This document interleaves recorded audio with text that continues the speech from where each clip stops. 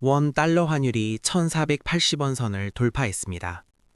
외환 시장의 숫자 하나가 바뀌었을 뿐이지만 그 여파는 지금 우리의 장바구니와 식탁 위로 번지고 있습니다.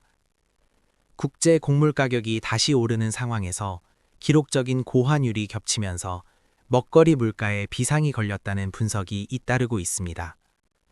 특히 해외에서 비교적 낮은 가격에 계약한 수입품조차 국내로 들여오는 과정에서 오히려 가격이 오르는 이른바 환율의 역설이 현실로 나타나고 있다는 점이 주목됩니다.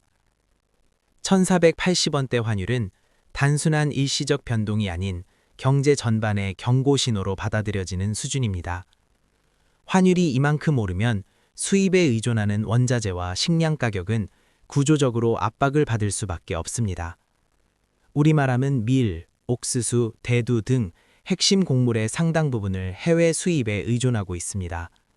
이 말은 곧 환율 상승이 곧바로 먹거리 물가 상승으로 연결될 가능성이 높다는 뜻입니다. 여기에 또 하나의 부담이 더해지고 있습니다. 바로 국제 곡물 가격의 반등입니다. 한동안 안정세를 보이던 곡물 가격은 기후 이상과 주요 생산국의 공급 조절, 물류비 상승 등의 영향으로 다시 오름세로 돌아섰습니다. 곡물 가격은 단순히 원재료에 그치지 않습니다. 밀은 빵과 라면으로, 옥수수는 사료로, 대두는 식용유로 이어지며 먹거리 전반의 가격 구조를 좌우합니다. 최근 경제 전문가들이 공통적으로 지적하는 현상이 있습니다. 바로 환율의 역설입니다. 이는 해외에서 비교적 낮은 가격에 계약한 수입품조차 국내 반입 가격이 오르는 현상을 말합니다. 왜 이런 일이 벌어질까요? 수입 계약 당시 가격이 아무리 낮아도 결제 시점에 환율이 급등하면 원화 기준 부담은 커질 수밖에 없습니다. 여기에 달러 기준 운송비, 보험료, 금융 비용까지 더해지면 결국 국내 반입가는 상승하게 됩니다. 싸게 샀는데 비싸지는 아이러니한 구조가 현실이 되고 있는 것입니다.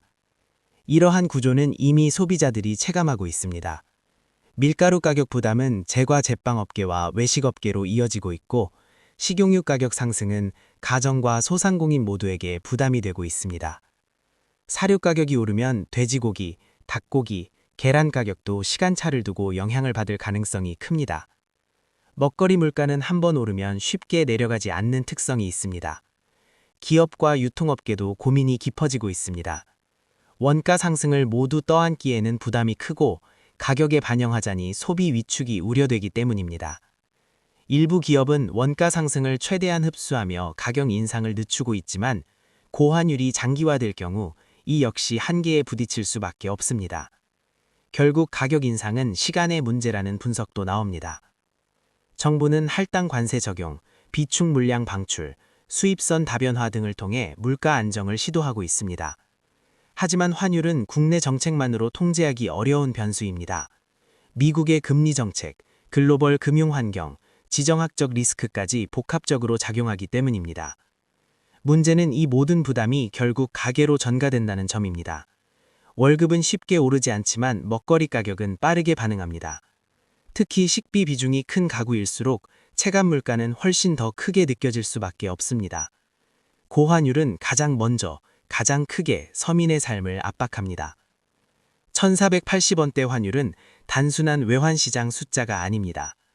국제 곡물 가격 반등과 기록적인 고환율이 겹치며 환율의 역설은 이제 경제 이론이 아닌 현실의 문제가 되고 있습니다. 먹거리 물가, 그리고 우리의 식탁은 지금 환율의 방향을 그대로 반영하고 있습니다. 고환율 시대, 물가의 흐름을 더욱 면밀히 지켜봐야 할 시점입니다. 시청해주셔서 감사합니다.